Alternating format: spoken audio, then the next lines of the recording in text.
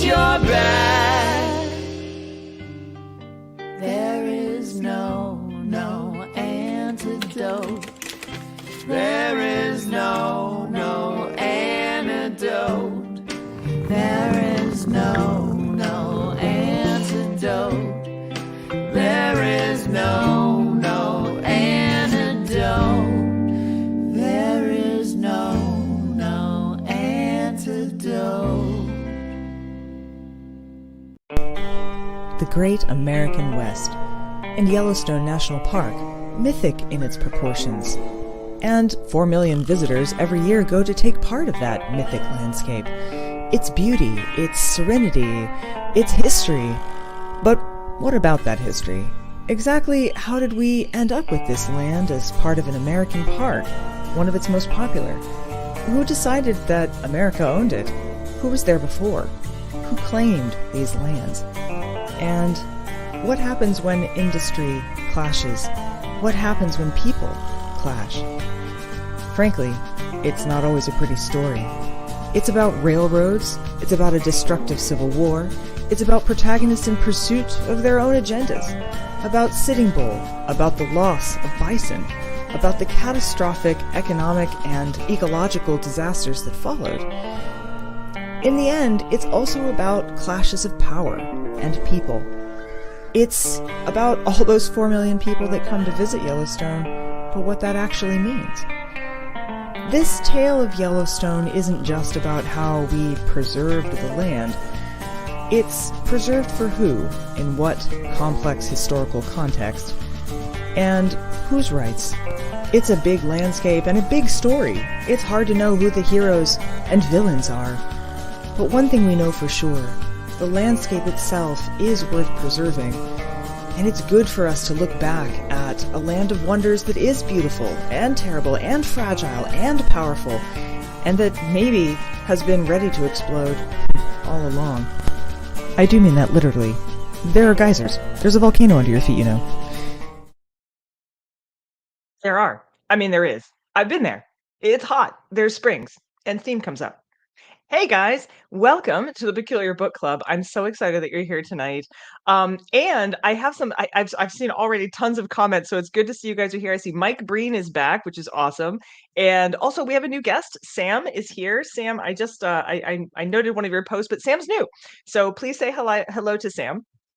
And now I'm going to introduce Davey to us. Davey can't stay the entire time, but Davey is here on a weird long distance connection from Maine. Hi, everybody. Hi, Peculiars. This is not a green screen behind me. I promise you. This is all real. This is Acadia National Park. So, different national park, other side of the country. But I wanted to say hi, and I wanted to make sure Brandy got off to a good start.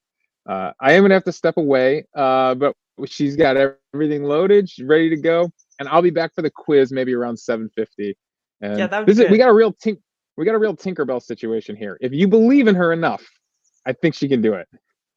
Oh, you guys, isn't it clapping? Clap for Brandy so that I don't mess this up really bad. Okay. So, anyway, I'm excited because wow, I've seen some of you talking about, we're going to talk about Yellowstone, we're going to talk about being there, but we're also going to talk about its history. And there is no better way to do that than to have Megan Kate Nelson here with us. So, ta-da! That's your ink explosion. All authors get an ink explosion. It's very magical. I was very much looking forward to that. I was like, there were lots of things I was looking forward to about this event, but like the ink explosion, it's a big deal. Explosion introductions, like yay. Yes. A squid introduces you. So I see Kristen says they believe in Brandy. Mike Green says Brandy can do anything. Amberly's clapping. Randy's clapping. Okay, I'm gonna try, you guys. I'm gonna try not to mess this up. There have been so many comments already. For one thing, I see Tori's here and Kristen, and I said Mike's been absent for a bit, and we noticed Mike. It's good that you're back. Susan Ballinger's here. Hello, Susan. And we have Anthro Girl, who I have to put this up. I'm sorry, this is too funny. She goes, "Your absence was definitely missed, Mike Breen." And then she's like, No. I meant felt. I love that. That's my people right there. You're my people. There's a couple new comments too. I did have a couple people say that reading the book was difficult because they got super mad. Where was it? Was it Kristen? Were you the one saying this? Mm. Kristen Meston, I think I saw that up here somewhere. Oh yeah, she says, I have to admit, I didn't get through the whole way through the book because I was getting upset about the Native American history, but looking forward to the chat. And I agree, there's some really, really frustrating and upsetting parts. And I see Mike Breen says he's a Yellowstone alum. I bet a lot of you have been to Yellowstone, and I'm going to ask for kind of like a chat show of hands, so you guys can just pop in periodically if you've been there. We will definitely talk about trips that we took there. However, earlier before the show, we had a green screen moment. Sam was here, Davey was here, and Davey asked a question that now I want to ask because I find the history of this quite fascinating. It didn't feel to me when I like the book, I was like, okay, this is definitely a book about Yellowstone, but this is definitely also not a book about Yellowstone. How did Megan arrive at this topic? And I wonder if you could start a little bit with that. While you're doing that, you guys, please populate with questions and I'll star them because I'm going to have to pop back and forth a little bit between branding since I'm also being Davey tonight. So, yeah, I mean, origin stories are always super interesting, right? Like how do you come up with book ideas? Where do you get inspired? You know, like where does the actual book come from? And usually, much to the frustration of my agent, who like wishes that I had a list of 50 book ideas like already sitting there. I usually kind of come up with the next book idea in a like late breaking situation. So I was writing the kind of last couple of chapters of Three Cornered War, which was the book before this, which tells the story of the Civil War in the desert Southwest. And one of the protagonists in that book was the surveyor. Right. And so I was doing all the background research for that. And I was like, oh, the history of surveying and everything. And I ran into Ferdinand Hayden, lovely guy that he was, so ambitious, so obnoxious, such a fast walker, and which I found hilarious. But I ran into him again and I was like, oh my God, that's right. Because I had studied him and his surveys in an art history class in graduate school. Because I am an American Studies PhD. And so art history and architecture are two of my kind of subfields and my interests. So I pay a lot of attention to those things.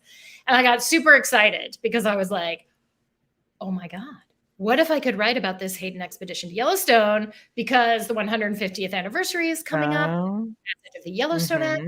And then I could talk about Thomas Moran, who painted these gorgeous paintings, and William Henry Jackson, who's an amazing photographer who ends up in Denver, my hometown, with a big studio. And so I was like, oh my God, I wonder if I could do this. But then I thought like, well, like so many people have written about Hayden, about this expedition, about Yellowstone National Park and its management. But not as well as you. Well, I mean clearly not. No. But there have been some really splendid books on Yellowstone, but I was like, I need a new angle. And then I just had that, you know, I mean, Brandy, I'm sure you have this, and I'm sure Peculiars, you have this too. You have that light bulb moment where you're like, oh, wait. And I was like, wait a minute. This is 1871, 72. This is like right in the middle of Reconstruction. That's kind of weird. Has anyone talked about Yellowstone in that context? Like, why would the federal government, you know, recovering from the Civil War, trying to bring the country back together to protect like Black Southerners and their new rights, like, why would they care? Why would they give? We need a park. They're like, why would they give Ferdinand Hayden $40,000 and be like, go check that out and tell us what's there? And so that was really the driving question. So I came in kind of through Hayden and through the expedition itself and the story of the expedition. But really it was about that, always about that larger question of like, what does Yellowstone tell us about Reconstruction? Right. Which again, if you guys are not familiar with Megan's work, this is actually kind of an interesting offshoot from what you normally do, right? Your last book was about the Civil War, and we're talking about, and of course, this is kind of like a little bit after that. But it's so funny because I feel like this is such an interesting book, but also quite a different one for you. For not like I wouldn't go Megan Kate Nelson, Yellowstone, not something that I'm like Megan Kate Nelson, people in war with funny hats. That's what I'm thinking. But but yeah, so I do think that this is an interesting book for you. So I'm so glad you could give us that introduction. I'm going to actually dive right into my announcements real quick, because otherwise I'll completely forget to do them. Also, I see that Susan is in Houston, and I am going to talk about our drink for tonight. And Susan was like, "Hey, drinks maven," that's Kat. Think of those of us under a heat dome, frozen or slushies or something. So maybe we'll have to think about slushies for some upcoming shows here. So let me just pop over to the bucket of stuff Davey has prepared for me and see if I can find the stuff I need for our actual announcements. Gosh, let's see. Oh, that looks like an announcement. Great. So this is just our opening sheet reminding you that you connect with us. You can connect with us in all kinds of different ways. Isn't there a way that I can appear on the side? Isn't there a way to do that? How does Davey do that? Is this how you do it? Davey is magical and I am not. Okay. Anyway, just imagine me moving my hands as I talk, because I do that. So you can get to us on our Facebook page, on our Facebook group. Two different things. Facebook group is where we share like all the fun memes and weird shit and hobbies that we do. Facebook page is where our events are listed, and I also share a lot of weird memes too, come to think of it. But you can also find us on Discord. And because I am not talented, I cannot plug in the Discord information here. So I'm going to rely on Amberly to do that. But Megan Kate Nelson has agreed to join us for Discord after the show. Wait, did Davey leave me a slide for that? Oh my God. Is that it? Hey, there it is. Davey's so smart. Okay, there's our Discord link, guys, and you can join us and you can have a little FaceTime with Megan Kate Nelson after the show. I won't be able to join you because I am headed to New York, but that is going to be super fun. All right, next, patrons and VIPs. You guys are how we support the show, and I am so appreciative. I always have to say a little thank you to you. We recently merged the newsletters, so you get the newsletter regardless of whether you're a paid VIP subscriber or not, but special shows like upcoming with Mary Roach and a couple of other ones are for VIPs only. Also, you get green room privileges like Sam had earlier today, which was super cool. Oh yeah, you can buy stuff. I've designed several different kinds of t-shirts and other things, and you can buy them from our spread shop. I used to sell them out of my house, but then I discovered that I don't have enough room to like have a bunch of shirts and stuff. Mark was like, hey, it's kind of hard to get around all these boxes. So we do it through spread shop now. But now the slide we've all been waiting for, the drink. So this is the drink dedicated to Megan Kate Kelly's book. And the winning name was Blood, Smoke, and Rails, which I'm kind of excited because I actually submitted that one. There were some runners up that were also quite good. So you can see the recipe is right there. It's also on our Facebook page where the naming conventions happen. And if you are subscribed to our newsletter, which I strongly suggest, you get this recipe in your mail. I confess I did not add any sweetener to mine. I kind of like my whiskey with a side of whiskey. Actually, someone asked me recently what my favorite wine was, and I said single malt without even like missing a beat. Last but not least, though Davey's not here to push it, we are doing our peculiar movie club based around this concept of Yellowstone in the West. Megan Kate Nelson, you have been our inspiration. You can subscribe to the podcast feed. This is just an audio instead of a visual, a video one, but it's so cool, you guys, because Davey and his co-host, they delve. I mean, like, I do films, but they do films, and it's kind of awesome. So you guys need to see that. It is going to happen on July 6th. That's when it's going to premiere, because we had to push everything a little bit for the purposes of how do I get out of here? There we are. Hey, that wasn't so bad, guys. I almost have this worked out. Nothing Scout Davey. Nothing exploded. This is so good. Nothing exploded. We're not even on fire or anything. Let's see. What did I miss? This is the only bad thing about doing that, is that I can't actually see what's going on in the comments. Well, I did want to, I think it was Mike who said Aubrey Haynes's books are so boring. So Aubrey Haynes, legendary like Yellowstone National Park historian. He wrote these 2 volumes on the history of Yellowstone National Park. And yes, they are terribly boring, but so rich in detail, and I completely mined them for all the good stuff that I and then you made them interesting, which is, see, you're like a proselytizer in some ways of those works. It's your job. That's what I'm hoping. But yeah, I mean, I wrote almost this entire book during the pandemic. So I Nice. wrote a whole book about exploration, about nature in the West from my living room in Massachusetts. In Massachusetts. That's brilliant. I have to say, I was very lucky. I snuck out because I just squeaked out underneath the pandemic for doing research on this next book. So I actually got to Berlin. I had to take a lot of it was very locked down, but I did get there. That Oh is no, I awesome. remember there was some drama. Wasn't there some drama with the articles trying to get? Oh my God, yeah, there was so much drama. I published an article about it. There was so much drama, and since then, they have posted a PDF of the document that it took me $4,000 and 3 months to get. Oh, I'd like to think it's because of my trauma that happened. Or maybe the fact that I published my trauma on several different social media sites. But anyway, so now you can get to it. Amanda Johnson says, I'm having a Cali Squeeze blood orange ale from Firestone that I bought today. So in Ogden. So, not everybody's quite got the cold Ogden, Coke Utah? in Indiana.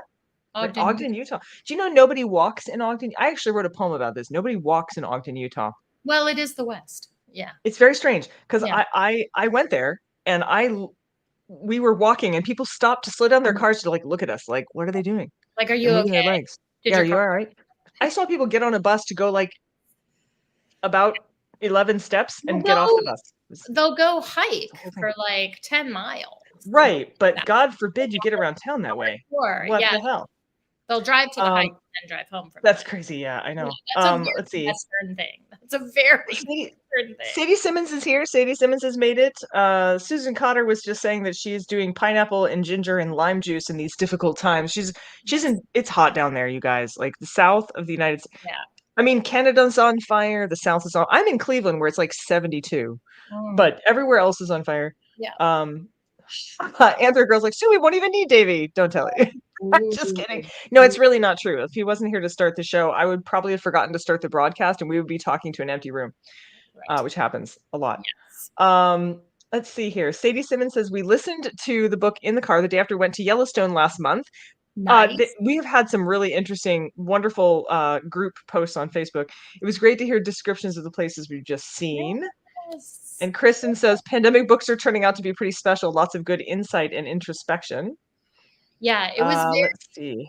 I mean, I should say it was very strange. And I know there was a conversation also going on about whether you should actually go to these places anymore and see them in real life, or if you can just read about them and see pictures of them and not kind of be in their presence and possibly destroy them. But it really was a very strange experience it was a beautiful experience in some ways, because I was reading about Yellowstone and I was able to I was writing about Yellowstone, I was really getting immersed, and it sort of transported me from my house in a way and gave me a good mental space. Nice. But then I was able to go finally, because I was supposed to do a research trip to Yellowstone in May of 2020. Canceled. September 2020, canceled. And so I had to write the whole book. And so I had to submit it, do the revisions and submit it. But I did get to Yellowstone in the fall of 2021. Okay. What did you think? Had you ever been there before? I had been twice, but only as a kid, in the early. Oh, right, sure. 40 years ago. So I was and I had seen all this stuff and I'd read. Never admit that kind of stuff, Megan. What is wrong with you? No, I'm 23 years ago. That's what we say. We say. But what was great is that my husband Dan and I went and we spent 5 days in the park, and I was I have to go to this place and this place and this place and this place just to make sure, because I was in between copy edits and page proofs. Okay. Right. Still make changes. And thank goodness, because there were some things where the written description is just not good enough. Really have no idea. And because especially these 19th century guys, they're not giving you all the good detail. So I didn't really have a sense of how steep the hillside was from the Gardner River to Mammoth Hot Springs, for example. Right. And then we drove up it, and I was like, oh my God, like, no wonder they didn't see it from the river. It's like 1,000 feet up and over. Yeah. Like, of course. So that actually, I was able to make some changes. It really does matter. I went to Moscow when you could still go to Russia. Ooh, wow. Maybe probably the last time in my lifetime, who knows, for my previous book. And I had like written this whole chapter, and I went there and I was like, none of these things are fucking where they said they were. Excuse me. But none of these things are where they said they would be. Like, they weren't there. They were in a totally different place. Like, because of translation issues, the received material I could get in English had set this stuff like in the wrong place. Like, it is on the Muscova River, but like not there. It's way over here. And yeah, so I mean, it is really interesting. It's so important. I'm glad I went to Berlin. I'm glad I can travel I think it's important. I think it's important to do that. It is. And especially, I'm a landscape historian. I'm a lot of things, but one part of my identity is a landscape historian. And so I always try to go to the place that I'm talking about. We need a t-shirt. So every show we end up with sort of like a t-shirt or a meme out of this. And I think like I'm a lot of things describes everyone who's been here, including all of you guys who are peculiars watching the show. Or maybe we could do a lot of things. I'm a lot ... of things. I am a lot. I actually said that in a job interview one time. I stopped the job interview. I was like, just so you guys know, I'm a lot, but there will be more. Yeah, it's a lot. Okay, I have a question from Kristen Meston. I'm going to pop on screen here. She says, now that we have lots of great high definition video, should we still allow people to visit those fragile natural ecosystems? And this was a point that you just made, but I just think it's a great question. And it's yes and no and yes, and I'm interested to see what you have to say. Yeah, I mean, it's a really hard question. I think that places like Yellowstone actually do a very good job of keeping visitors fairly contained. Like there is an amazing statistic, which is that something like 95% of Yellowstone visitors never go farther than a half a mile from their car. Which is wild, right? Like, I mean, so then what that means is the number of people who are actually moving through the backcountry who are like basically off trail is minimal. And the vast majority of those like 4 million plus visitors per year are in their cars, which also we can talk about the environmental problems that come with that, right? And a lot of times you're moving very slowly. A lot of times you're idling. But I think there is, though, a very interesting role that like virtual reality can play, that new technologies can play in our like interfacing with the environment itself. And I don't think that we fully explored those yet, right? But Susan Cotter just made a point. She says, maybe we can have enough good video of the Titanic, for instance. We heard very bad things today. It turns out that they are not going to be rescued. If you haven't seen that news, it's awful. People have been making a lot of jokes about it, but frankly, it's a terrifying, terrifying idea. It's a horrible idea of what happened to those folks. Yeah, but it does raise a question. People get killed at Yellowstone all the time. They do. As a matter of fact, we should talk about that. People get killed at Yellowstone all the time. Yeah, because they're being stupid. They are going off the trail. Yeah. They are, what was the story I heard? Like someone's like, oh, I just want to like dip a toe in to see how hot it is. And then they like fall in. It's like, look. Lexi Boylan says something. She's like, good question. Last time I went, I was so frustrated by the tourists and people like not hanging onto their stuff and letting it fall inside. People's hats blow off and like land on the stuff and people are not careful and they're not respectful. And that's incredibly frustrating. Like you really, and people will, in order to get a better picture, like step off the boardwalk. Like, someone fell in last year, Amanda says. They found a leg. Yes. Thank you. Because not only is it like super hot, but it is acidic, right? Right. So, plus they try to, as Anthro Girl points out, they try to pet the bison. Yes. Last time I was in Yellowstone, because I'm not a pet the bison kind of person. I love animals, but like those things are the size of tanks. That's a crazy idea. Yeah. And oh, by the way, Susan Cotter was like, I did not mean that as a joke. No, we understand. Yes. It's a good point. Like if you're only going to get video, they were only going to get video anyway. Actually, in a submarine, you're basically getting video. So it's terrifying and sad. But the thing is, while I was there in Yellowstone the last time, I watched a man, a full-grown adult human being, take his child who doesn't know any better and try to introduce his child to a full-grown elk. No. This went badly, and I watched it go badly, and I was kind of like, it's not the kid's fault. You know what I mean? You look at that and go, ay, ay, ay, what are these people? Did you watch too much Disney? Yeah. Yeah, no, I mean, people don't know how to behave. And I think that this is one of the challenges that the National Park Service faces, probably at every national park site, but especially like Yellowstone, where like there's all that great charismatic megafauna, but they can all kill you. Like if you get too close, and if you step off the path, or there was a horrible thing about, this woman opened her car door and her dog just like busted out and jumped into a boiling spring, and she went in after the dog to try to get the dog. And like it's a human instinct to do that, Sure. I mean, she ended up with 3rd-degree burns all over her body, and the dog died. And so it's like, yeah, of course. like you have to keep control and sort of be aware of yourself as a tourist in this environment, and just be very careful. We've all done dumb things, though. I have to admit, I did a dumb thing, but I'm not going to admit it yet because Mark's bringing up our baby. Wait a minute, we have a baby. Do we have baby Darwin? We've got baby Darwin. Oh, pumpkin. Oh. Delivery from Mark. Oh, sorry, buddy. I got him to look at my cord. All your fans. So he's caught a chipmunk and a bird, which we both saved.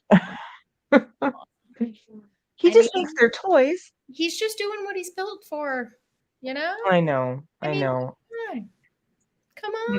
Look at this. He's really sleepy. Look at this. Look at this face. He's so cute. Oh, he's a moosh. This is really funny. The chickens don't like it when he hunts. So if he catches something, my chickens are like prefects. They come and tell me. They're like, he's doing a thing and we don't like it. And so that's how I save the various animals that he catches. However, Jezebel has decided she is the boss of Darwin. Jezebel is a red-headed chicken. Nice. And she's the cock of the walk, right? She's the top hen. Yep. And she like sneaks up on him in stealth mode and tries to peck his butt. And she got a hold of his butt today. He was very sad. Oh, Darwin. Poor she got your butt. She got your butt. I'm so excited to see Darwin like live and in person. I've only seen photos and videos. Hello, sweet boy. He's really tired right now. You can see he's letting me just play with him. Do you want to go back to Dad? Okay. I love it. He's just like a cat delivery system. He is. He's a sweet baby. He's a sweet baby kitty. Thank you, Marky, he has just passed out in Mark's arms. Oh, he's so tired. So much cuteness. They're both cute. So there's Mark and there's Cat. I know, I apologize, guys. We haven't had many Mark videos lately. We've been on the go a lot. Sorry. Yes, back to me doing something stupid in Yellowstone, and then two more questions. I had my mother's camera. We're going to pretend I was 12. I was actually 15. We're going to pretend I was 12 because it makes it less embarrassing. So my mother gave me her camera. And I was very committed to getting a picture of this waterfall. And the sign that says, don't cross this area because it would be dangerous. So I climbed over that. Oh, dear. And I walked out onto a shale ledge, and I'm taking photos of this great waterfall. But the funny thing about shale is not like to be walked on, actually. No. So it just starts crumbling underneath me. And hilariously, all I can think of is like, oh my God, if I fuck up my mom's camera, I'm dead. So I'm just like holding the camera up in the air, being like, someone save the camera. It's fine. I lived. But don't do dumb things, right? Kristen Meston points out the guy had the baby elk, they had to euthanize it. Don't Susan interfere. Says, no interference. Yeah, and don't do selfies because you're turning your back to a wild animal. Which is not a good idea. It's not ever a good idea. Yeah, stay inside your car. If you see them on the road, if you see them out, just stop and back slowly It away. is amazing, though. I mean, Yellowstone is amazing. I have had really interesting experiences in Yellowstone. I actually have seen more wildlife outside of Yellowstone. I'm curious to know if so before the pandemic, there was just so much traffic Yeah. that when we went through, we saw mainly stupid people. Sorry, Yes. humans. We saw mainly humans. But we didn't see much wildlife, and I'm wondering if that's gotten better. I was thinking about, the pandemic probably helps in a lot of ways. Oh yeah. I mean, it cut down on traffic. I mean, it didn't help the park in the sense that, they weren't getting the revenue that they usually get, but it wasn't Sure. nature.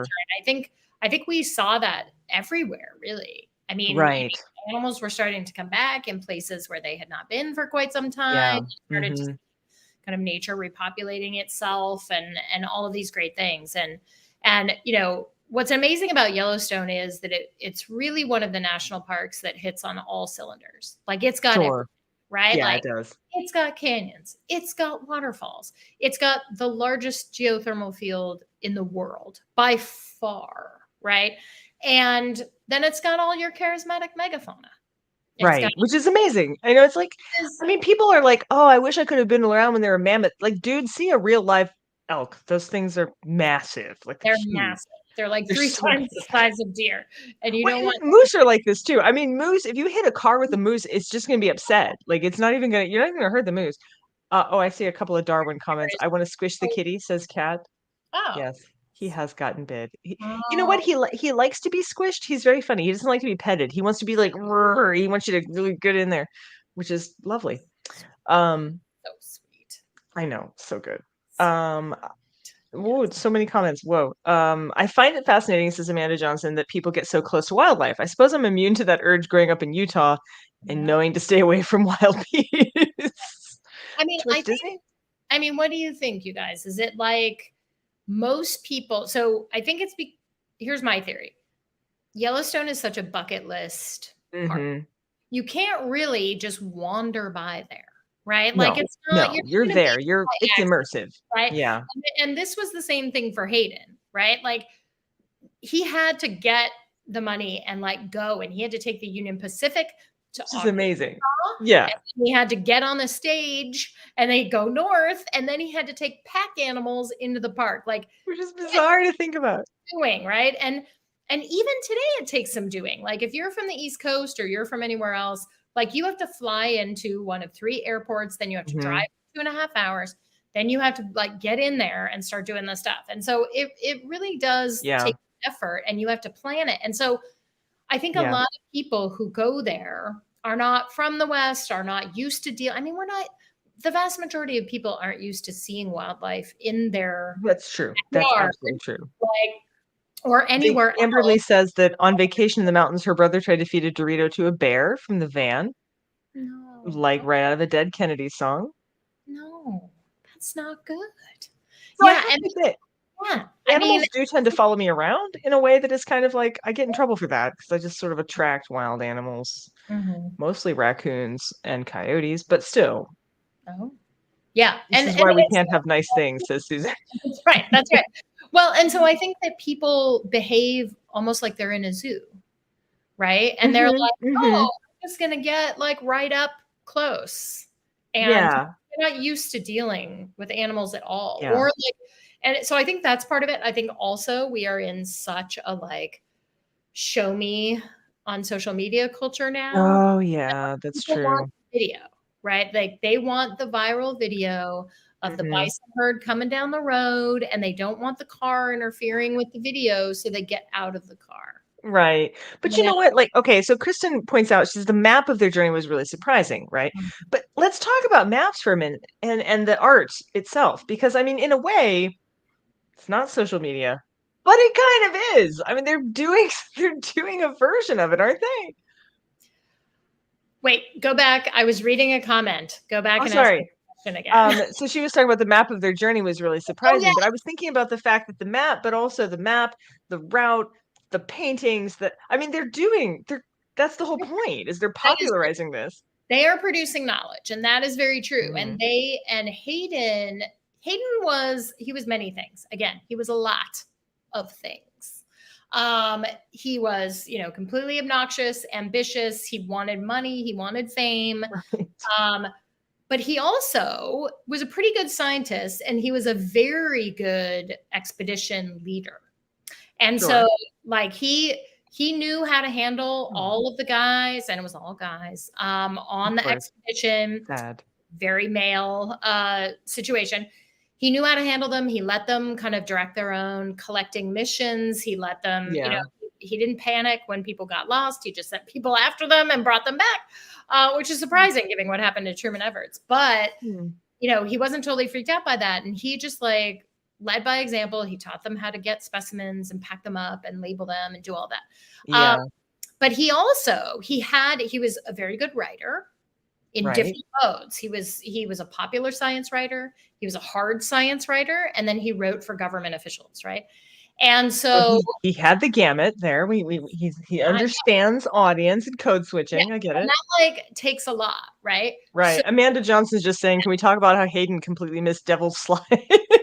Yes. He was concerned about the other devils. There were multiple devil slides. Right. Yes, and he went to the other one north of Yellowstone. And they did some exploration around Ogden and in the Wasatch, but not very much on this particular expedition. But yeah, I mean, he understood the power of the visual image, right? Like he understood. And that's why he asked William Henry Jackson to come with him. And then he also had Henry Elliott, who was his illustrator, because he knew that like not only were visual images persuasive in that they like shaped a vision of the West, but they were also proof that he actually went and did what he said he was going to do. Which is so funny. I mean, it's hilarious because like, oh God, that's the thing, right? It's proof. It's like, look, I was here. Look, I was here. You get the selfie stick. I was here. Look, I was here. I mean, the drive to do that is sort of universally human, isn't it? It's like, I feel like that's what cave paintings are too. Like, oh, I was here. I saw this do that. Yeah, this happened, and I'm going to record it. And for him, that it wasn't going to be worth anything if he couldn't bring back specimens, if he couldn't bring back visual images and like data, right? Yeah. Because Kristen Meston says the meticulous botanical sample collection was the only thing I liked about the men in this book. That's right. And Lexi Boylan says, I'm the peculiar version of a Disney princess with raccoons and coyotes, which I think is probably accurate as well, come to think of it. I had a pet raccoon. We've talked about this. Yes. I did not have a pet coyote. Kind of amazing. No, I did. Because I kind of not love a pet. Yeah. Yeah, they went up Ogden Canyon. Yeah. Oh, they missed that. Yeah, Ogden Canyon. Amanda says to Ogden Valley, but they missed the hot spots.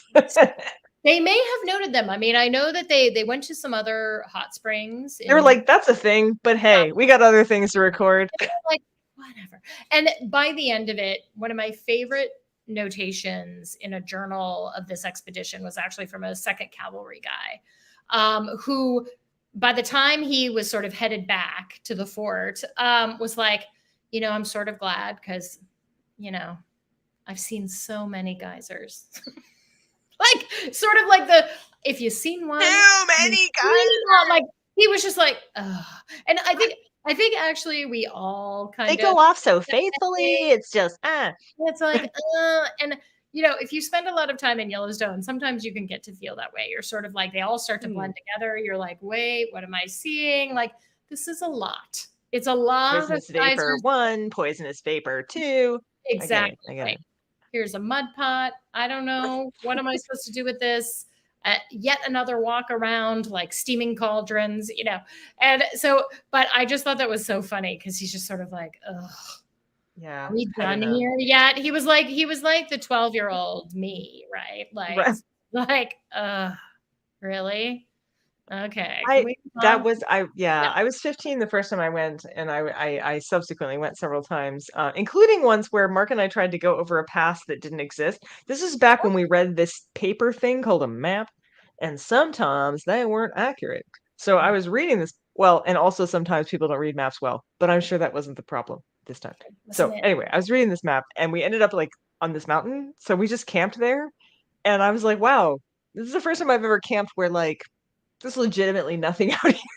Yes. like there's wolves, and there was some sort of really horny elk. Like I could hear him going off in the distance, and I was smart enough to know that that's what that was. But I was just like, wow, I hope he finds a girlfriend because I'm not.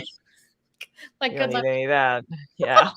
I'm not sure that I would want, like, you can get backwoods passes and you can get camping passes in Yellowstone. And I mean, we weren't even in Yellowstone. I don't know where we were, Megan. I know. Like, We were on a be a path. very hardy outdoors person. I am not a hardy outdoors person. Me neither. I like to go on like hard hikes and see beautiful things, and then I like to come back to a nice hotel with a Yeah. I mean, I feel like camping is like a 3-star hotel. I'm not really into it, but Mark was super into it. So we did it. We camped in Death Valley, which I'm not going to talk about on this show because it'll take all night. But sometime we'll talk about that. Whew. I just was watching the time because Davey's not here to keep me on track. So it is time for us to have a musical intervention. Yes, a musical interlude. Yeah, interlude is better than intervention. Maybe. Then again, this one's about cryptids. So let's see if I can get this to play, hey? A Yeti stole my Betty, now she's gone for good. She lives in a hut of thatch and mud and good old Yellowstone wood. He approached us by the fire, just around bedtime. He told good jokes and in his poke he carried some homemade acorn wine. And Betty, well, she was always into otters and bears. Her heart was full of wild cares. If you wanna get to heaven, well, you'd better use the stairs. Stay out of Yellowstone.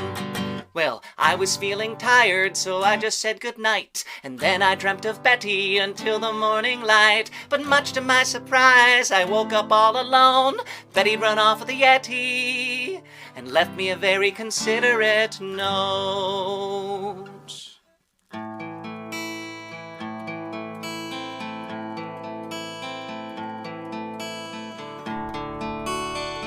Dear Cord, as the ancient Mesopotamians say, goodbye, just in their own Mesopotamish language. I wish I could say that being with you I learned the values of kindness, steadfastness, loyalty, and endurance, but I can't because I'm running off with a cryptozoological uncertainty. You're a blue sky of wonder, Cord, but he's a forest of musky rebellion, wild furriness, and possesses a special kind of tick-laden sense of community. I itch for him, and I simply don't itch with you, Betty. Not since the Hayden survey or the Patterson film has a Sasquatch been so amorous, debonair and glamorous, with his acorn wine and cannabis,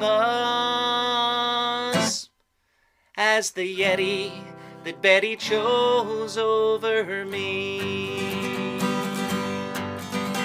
And oh, I have been traveling ever since that day, trying to outrun the pain of my Yellowstone heartbreak. But no matter where I wander, I never may evade the memory of Betty and the Yeti that stole her away.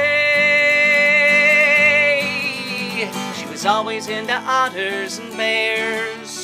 Her heart was full of wild cares. If you wanna get to heaven, well, you'd better use the stairs. Stay out of Yellow, stay out of Yellow, stay out of Yellowstone.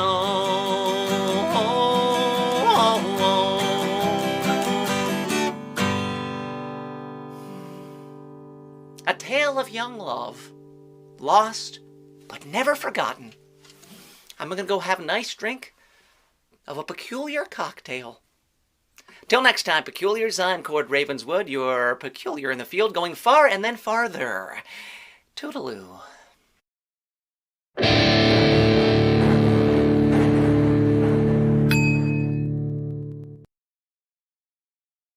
Amazing. I love it.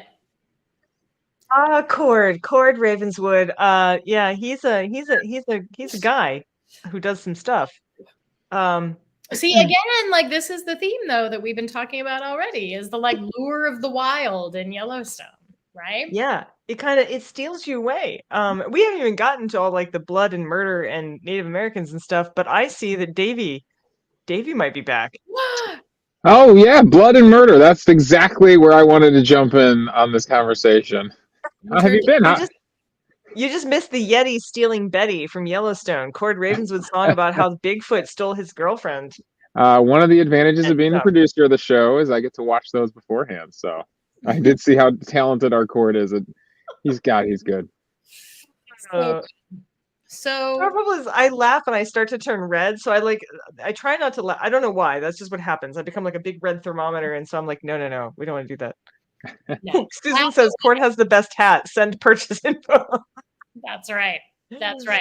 Well, and then I saw that Amanda said that Ogden has a Yeti badge. Ogden has everything. It has everything. It has canyons. It has hot springs. It has this Yeti bash. It has the Pacific. I mean, seriously. It's got all the stuff. And Mike Breen says Yellowstone, though, sits on an incredible nexus of geology, geography, history, and technology. And nothing encapsulates this so well for me as the army chasing the Nez Perce through the park. Yes, 1877, sort of that moment appears in the epilogue. Unfortunately, like the book is very tightly focused on 1871 to like 1872 and 3. And so I couldn't quite get there in the book, but yes. And Yellowstone was this indigenous thoroughfare for thousands of years. Like it's true. Not one native nation like claimed it as their own. Like right. There are 27 tribal nations that have a like documented relationship with Yellowstone and now have that relationship with Yellowstone National Park. So, which is just amazing. It sort of was the center of this whole indigenous region. Right. Really, really cool. Yeah. And they're still there. I think we should say, and this should make everyone feel better about, yes, there's a lot of dark history in the portions on the Lakota peoples and on Native people in Yellowstone, but they are all still there. And they persist, they survive, they are fighting for their land. Not all of them want control of the national parks. They're like, don't put that on us. We don't need that kind of trouble. But they are, in fact, like they want their voices to be heard, like in the history of the park and in a lot of other kind of national parks all across the nation. So I think that's good. And I think we're starting to pay, like the federal government and the National Park Service are paying more attention to Native voices. As they should. That's really interesting, says Anthro Girl. Kathleen Richardson is hearing the birds behind you, Davey. Kat's like, I think it's funny that Kat's like, I hear birds. God, I need to get to Acadia. It's so beautiful. Oh. Well, Davey's here partly because we have a quiz for you. And I'm very scared of the quiz. I'm very scared. You're scared of the quiz? Don't be scared. Don't be scared. All right, Davey, are you ready to, or are you frozen? Uh-oh. You lost that Davey. Hang on. There's a new Davey. Benevolent. There he is. Okay. Yes. Doing this from Maine it's a challenge. That's why I wasn't on the whole episode. And you're not going crazy, Kathleen. The birds are out and active. I told you this wasn't a green screen.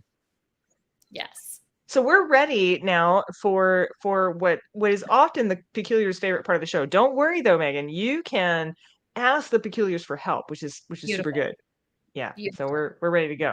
I had to load this up a little different than usual, so we're going to be full screen here. So you're not going to get to see our faces, but I'm calling this quiz I couldn't work that out myself anyway. Republican majority, the 42nd U.S. Congress. So I like to take a little thread in your book and see how far I can pull it. So, the 42nd U.S. Congress is what helped pass the Yellowstone Act and got us the Yellowstone National Park. But that's not the only thing they did during their time. They did so many other things. So let's see if you know a few things about these things. The Coinage Act of 1873 stopped the minting of silver bullion into silver dollars, but also abolished 3 smaller coins, including the 2-cent piece, the 3-cent silver, and the blank. Was it the $50, the half dime, or the half penny? Oh, wow. So we've got some. So Randy says C. Yeah, all Kristen the Peculiars are saying C. So except Anthro Girl who says lobster. It was lobster night up here in Maine. The whole family was eating lobster around the table. Of course they were. You sort of have to do that. Okay, everyone else is saying C, so I'm going to say C, the half penny. No, yeah, you might have thought I was trying to trick you, but I wasn't. The answer was the half dime. There was a coin called the half dime. No. Before the nickel. This wasn't the nickel. I wasn't just trying to do a play on words here. Yeah. That's terrible. Wow. I didn't even know. A half dime instead of a nickel. Peculiars, I'm sorry, guys. I know. Terrible. We have All right. lobster brain. That's what it is. I feel bad when I stump the author. I don't feel bad about stumping the peculiars. That's fun.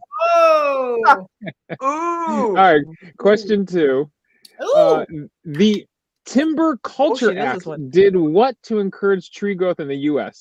A, establish every kid would take home a tree from school on Earth Day. B, allowed homesteaders more land if they planted trees on a quarter of the land. Or C, encouraged trees to read more books, becoming more cultured. Go with C, personally. I'm gonna say B on that. Okay. I'm gonna say B on that only because I think asking a tree to read a book which is made of trees is just cruel. That's It true, is. I guess I that don't would be know, a little guys. cruel. I'm feeling A because I had to take a little tree home. Did you guys ever take? Is that just an Ohio thing? I had to take a tree home. I did, and I got it to grow. It's a You got tall, it to majestic grow. tree in my parents' backyard. Yeah. Oh, that's so funny. Definitely C. Everyone's going for C. No, it's B. It's B. Susan wants to know what the half dime looks like. B. We might be able to look Trees it up need e-reading. afterwards. And the answer what is it? is B. It allowed homesteaders more land, I think 160 acres, if they planted trees on a quarter of the land, because they were trying to alter the landscape of the Great Plains, and they thought trees would help. And yeah, so I don't know how it turned out, but that was the plan. All right, so we're 1-1. Are there 3 questions? There are 3 questions. There's Question a third 3. question. God, Here we go. Super important. The Comstock. These are big ones. These are big ones, and Brandy knows all about this, I'm guessing. The Comstock laws were a set of restrictive acts that criminalized the use of the U.S. Postal Service to send obscene literature and contraception. It was named after anti-vice activist Anthony Comstock, who was the blank U.S. Postmaster General, B, U.S. Postal Inspector, or C, U.S. Booty Inspector. I mean, I want to say C just so we can say C. But how could I not throw that in there? We do. I don't hate know. The Comstock law. I know this one. I can't. We do. Kristen is right. We do. She's we right. do hate We the hate. Comstock laws. I used to give a tour just based around like how awful they were. I'm not allowed to give this one as an answer, am I? Because I know it too well. Because you know it. That's because I know it. Yeah. I need your expertise. We have a lot of people asking what a half dime looks like. It's not Booty Inspector. I can. I know it's. I wish it were C. Sam Kettering, our new peculiar, Sam Kettering says A. I'm going to agree with Sam on this one. I'm going to say A. Let's see with Am. Brandy, what's the answer? I can't tell you. It is the U.S. Postal Inspector. U.S. Postal Inspector. Yeah, because he was the one who was like all peeking in your mail and shit, being like, "What did you send?" I think he was probably just a secret. And I have a treat if this works here. Oh, here we go. Oh, there it is. There is the half dime. Oh, there's the half dime. Susan, there's the half dime. Wow, that's kind of fun. Well, we got a pop up. Nice. Free wheat penny. Hey, I wonder how big it was. Does it say? Does it give dimensions? Like size of a $3 for that half. Oh, explain why contraception was put in with the obscene. Oh God, I could tell you lots about that. Okay, so basically, Comstock was a dick. That's just putting it mildly. Yeah. He didn't want anyone to have any fun at all, and he especially didn't want anybody having sex for fun, and he particularly didn't want to have ladies having sex unless they were producing babies. So, he actually used pornography laws to attack contraception. It wasn't the other way around. He was basically just trying to find a reason not to like contraception. So he was bad dude. But it did happen during the 1872 Congress. In 1870, that Congress was wild, man. Yeah, you know what? The Comstock laws, they were yucky. It still blows my mind, the whole concept of what Republicans are today versus what Republicans were then. Like, how did it happen? How do you just? I am writing about 1923, and what I've realized, so I'm writing about 1923 in Berlin, right? And I'm writing about proto-Nazis, early Nazis, Hitler and Nazis. And then I watch the news and I'm like, oh, that's the same. So I don't know that we have Republicans now. I think we have Republican Nazis. Yes. Yeah. I would agree. Reader's Digest version. Democrats and all. That's what we had. Yeah. Indeed. Yes. I'm not even sure what the Reader's Digest version would be, Susan. I One of know. the frustrating things about Hayden's plan for Yellowstone is that he wanted to preserve it, but also wanted businesses to profit from tourism. Right? Like that's true. I mean, how do you? Well, I mean, Yeah. what he actually wanted is he wanted personally to save it for science. Like that's what he wanted. But he saw the utility of saving it as that, like taking that whole idea that the PR man for Jay Cooke gave him about saving it as a national park. Because he was actually really alarmed. I mean, they ran into those miners who were there taking the waters, right? To like fix their rheumatism and all of their consumption and all these diseases.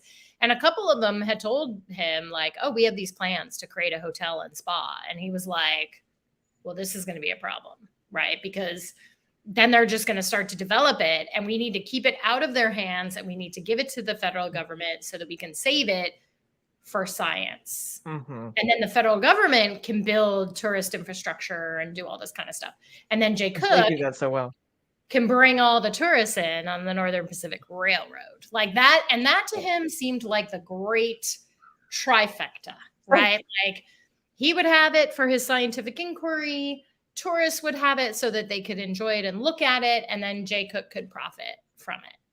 Like that seemed to him to be like the perfect combination of things.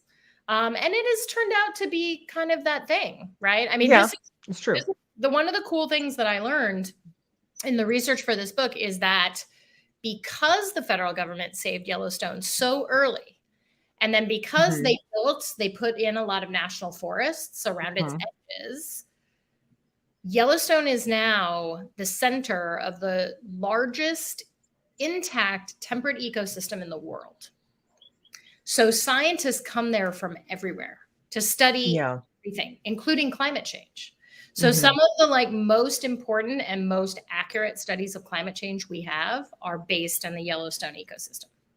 And it's because they saved it in 1872. So for 150 years, there has not been any like serious invasive industrial action there. And that has like, you know, I mean, nature always changes, but is prevented the like large scale human change that we see in a lot of other places. Right. So I think Hayden actually would have been super psyched about that. That like scientists are still all over the place doing all sort of studies, including studies of river otters, which they get to like go and like record river otters doing their thing. And then they get to watch those videos like all day long and call it science.